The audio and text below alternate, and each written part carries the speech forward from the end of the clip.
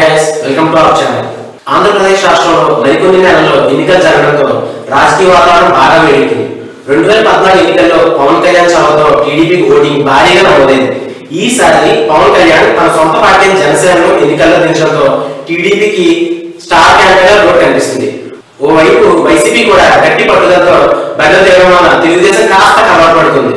అందుకే ఈసారి పవన్ కళ్యాణ్ ధీటుగా సూపర్ స్టార్ మహేష్ బాబు రంగంలో దించాలని భావిస్తున్నారు టీడీపీ అధినాయకులు.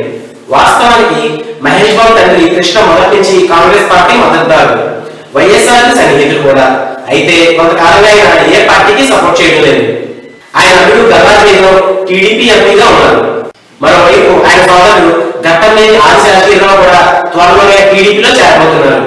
ఈ నేపథ్యంలో మహేష్ బాబు కూడా వచ్చే ఎన్నికల్లో తన బాబాయి బాబా కోసం టీడీపీకి సపోర్ట్ చేస్తారని టాక్ వినిపిస్తుంది. అటు టీడీపీ హైకమాండ్ కూడా పవన్ కళ్యాణ్ మెయిన్ రోడ్ను భర్తీ చేయాలని ప్రిన్స్ మహేష్ బాబే సరైన వాడని భావిస్తుంది. ఇప్పటికే తమ అల్లుడు టీడీపీలో గట్టి నేతగా పేరు తెచ్చుకోవడం కృష్ణను కూడా ఆపుకుంది. త్వరలోనే తమ్ముడు ఆదిశేషగిరిరావు కూడా అదే పార్టీలో వెళ్తుండడంతో ఆయన కూడా సైకిల్ పార్టీకే సపోర్ట్ చేసే అవకాశాలు ఉన్నాయి.